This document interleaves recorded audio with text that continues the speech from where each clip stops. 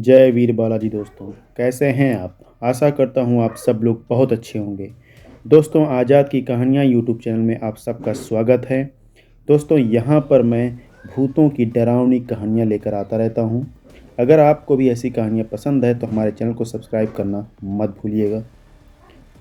तो आइए सुनते हैं आज की कहानी, जिसका नाम है भूत का बदला। अमेरिका के दक्षिण पूर्वी प्रांत अल्बामा की यह कहानी सन 1963 की 17 अक्टूबर की रात को घटी थी। करीब 10 बजे का समय था। अल्बामा के थाने का इंचार्ज जैक ग्रीनथ अपने महकमे के अन्य अफसरों में सबसे कम उम्र का युवक था। ग्रीनथ की आयु मात्र 26 वर्ष की थी। 17 अक्टूबर की रात करीब 10 बजे ग्रीनथ अपने घर जाने की तैयारी कर रहा था। तभी फ़ोन की घंटी बजी। उसने फ़ोन रिसीव किया तो पता चला कॉल उसके घर से आई है। फ़ोन करता उसके घर की नौकरानी थी।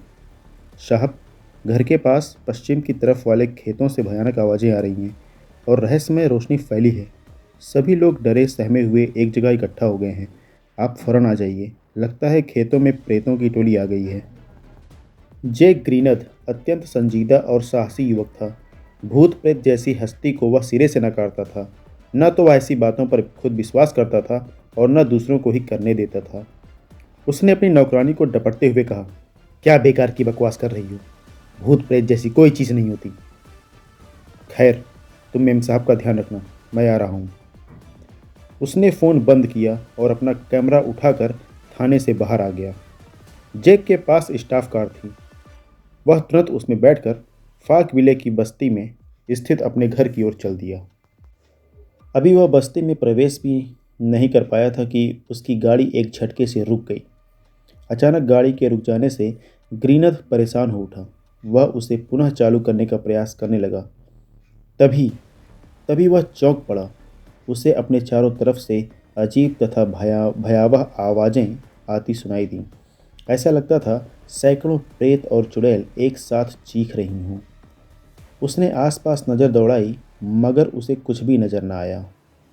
सहसा शां शां करती तेज हवा चलने लगी। अगले ही पल ग्रीनथ ने सड़क के बीचों बीच एक अजीब मानवीय आकृति को देखा।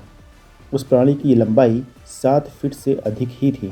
वह सिर से लेकर पैर तक चांदी जैसा चमक रहा था, जैसे उसके पूरे बदन में दुधिया बल्ब लगे हों या फिर धातु अथवा पन्नी की परत चढ़ी हो। उसके सिर पर 2 छोटे छोटे सींग भी थे। उसे देखकर ग्रीनथ अचंभे में पड़कर सोचने लगा, कहीं ये विचित्र मानव किसी अन्य ग्रह से तो नहीं आया। मगर फिर अगले ही पल सोचने लगा, लेकिन आसपास कोई विमान या उड़न तस्तरी तो नजर नहीं आ रही। फिर वह कौन है। तभी उसे अपने कैमरे का ख्याल आया। उसने तुरंत कैमरे से उस विचित्र मानव के कई फोटो खींच लिए। उसका ऐसा कहना था कि वह मानव आकृति ग्रीनथ की तरफ लपकी, मानो पारा सड़क पर बह रहा हो। उसे अपनी तरफ आता देख ग्रीनथ भयभीत हो उठा। उसने तुरंत अपनी स्टाफ कार का सायरन चालू कर दिया तथा कार की छत पर लगी घूमने वाली बत्ती जला दी। ग्रीनथ ने देखा वह चमकती आकृति आश्चर्यजनक रूप से फिसलती हुई वापस भाग रही थी। मात्र कुछ ही पलों में वह ग्रीनथ की आंखों से ओझल हो गई। विचित्र प्राणी के तमाम फोटो ग्रीनथ ने एक स्थानीय अखबार के सुपुर्द कर दिए, जिन्हें खबरों के साथ छापा गया। उसी दिन से ग्रीनथ का दुर्भाग्य आरंभ हो गया। उसकी पत्नी बेवजह नाराज होकर उसे छोड़कर चली गई। एक सप्ताह बाद बड़ी ही रहस्यपूर्ण स्थिति में ग्रीनथ की कार में आग लग गई। साथ ही उसकी दूसरी बड़ी गाड़ी, जिसमें एक शयनकक्ष भी बना था, वह भी जलकर राख हो गई। 15 नवंबर सन 1963 को ग्रीनथ के अधिकारियों ने कहा, हमें तुम्हारे जैसे गैर जिम्मेदार पुलिस चीफ की आवश्यकता नहीं है। आपने भूत प्रेत जैसी बातों पर बिना किसी ठोस सबूतों के विश्वास किया और जनता में दहशत फैलाने का जरिया बने। अतः आपको इस नौकरी से बर्खास्त किया जाता है। बाद में कभी भी उस क्षेत्र में वह चमकीला प्रेत नजर नहीं आया।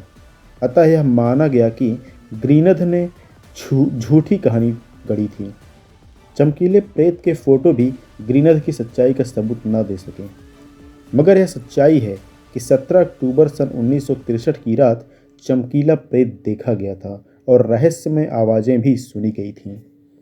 आम धारणा है कि ग्रीनथ ने उस प्रेत के फोटो अखबार में छपवा दिए थे, जिस कारण उससे नाराज होकर ग्रीनद से बदला ले लिया। तो दोस्तों, ये थी अमेरिका की कहानी जहाँ पर एक भूत ने एक इंस्पेक्टर से अपना बदला लिया। तो आइए सुनते हैं आज की दूसरी कहानी, जिसका नाम है प्रतिशोध। प्रसिद्ध परामनोवैज्ञानिक जॉन कैनिंग ने भूत प्रेतों के ऊपर कई किताबें लिखी हैं। प्रस्तुत घटना उन्हीं की लिखी 50 ग्रेट घोस्ट स्टोरीज नामक पुस्तक से ली गई है। इस घटना का सारांश मैं आपको सुनाता हूँ। किसी गांव में रेफरी तथा सफारी नाम के दो लड़के रहते थे। दोनों का बचपन साथ गुजरा और जवानी के दिनों में भी साथ रहे।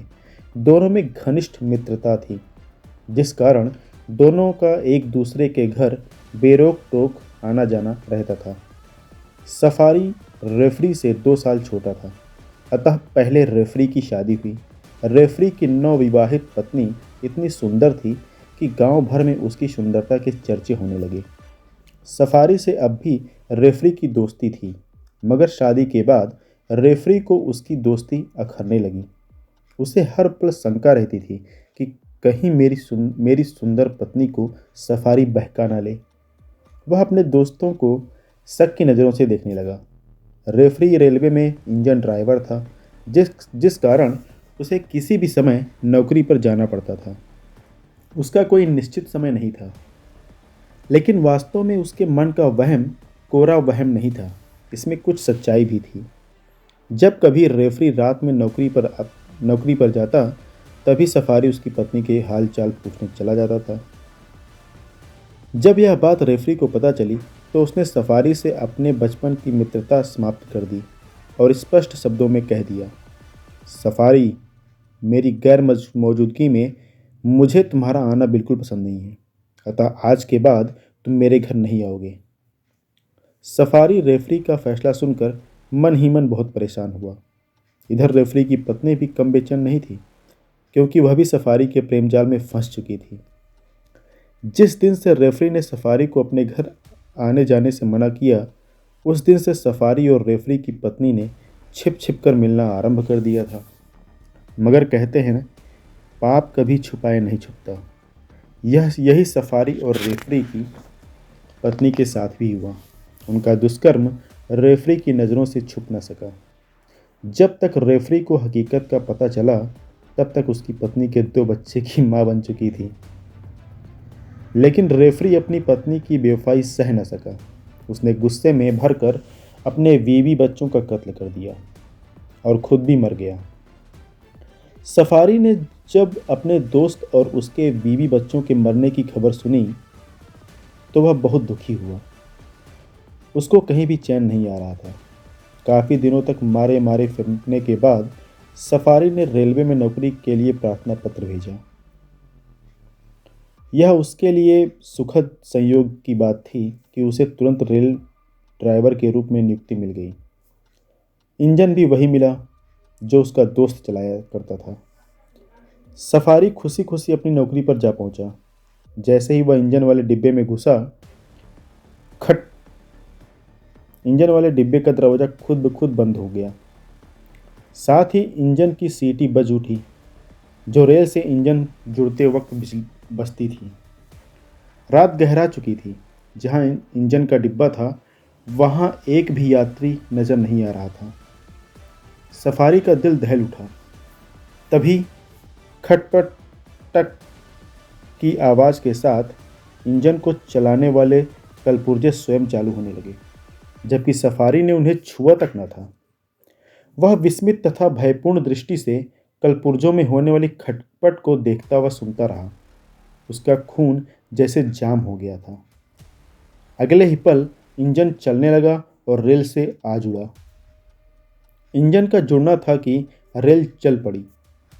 इंजन के भीतर बैठे बैठे सफारी की टांगें भय के कारण कांपने लगी। उसका पूरा जिस्म पसीनों में नहा गया था। उसकी समझ में नहीं आ रहा था कि आखिर यह सब क्या हो रहा है। धीरे धीरे रेलगाड़ी रफ्तार पकड़ने लगी।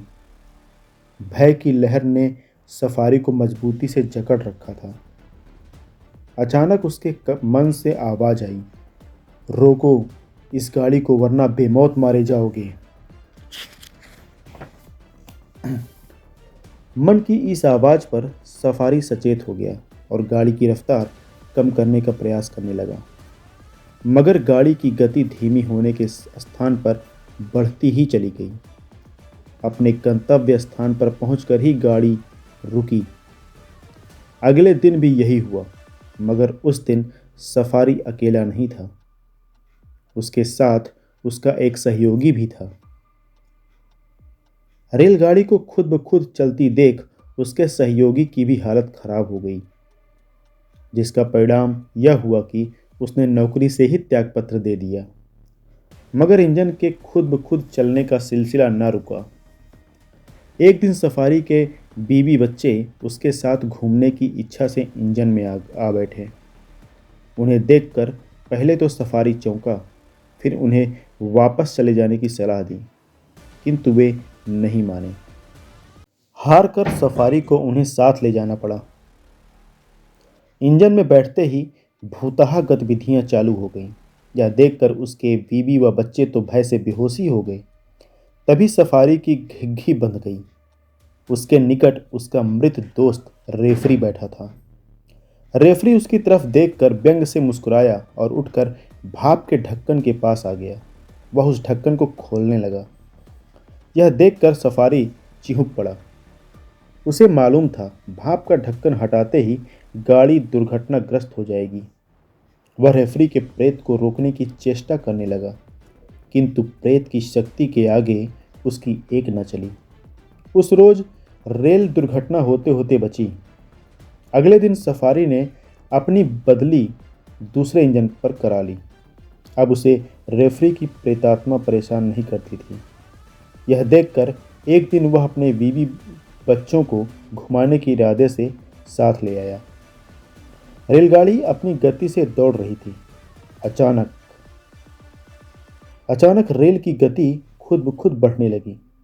यह देखकर सफारी के हाथ पैर फूल उठे।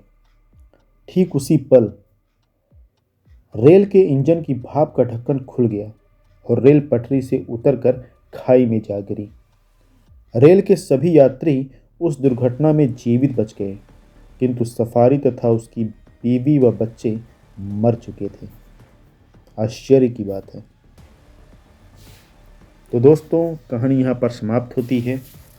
अगर आपको हमारी कहानी पसंद आ रही है तो प्लीज़ लाइक करिए, शेयर करिए, और आप अगर चैनल पर नए हैं तो चैनल को सब्सक्राइब करना मत भूलिएगा। दोस्तों, मैं देखता हूँ आप सब लोग कहानी तो सुन लेते हैं लेकिन चैनल को सब्सक्राइब नहीं करते हैं, तो प्लीज़ चैनल को सब्सक्राइब करिए, शेयर करिए, लाइक करिए। तो मिलते हैं अगली कहानी में, तब तक के लिए जय वीर बालाजी।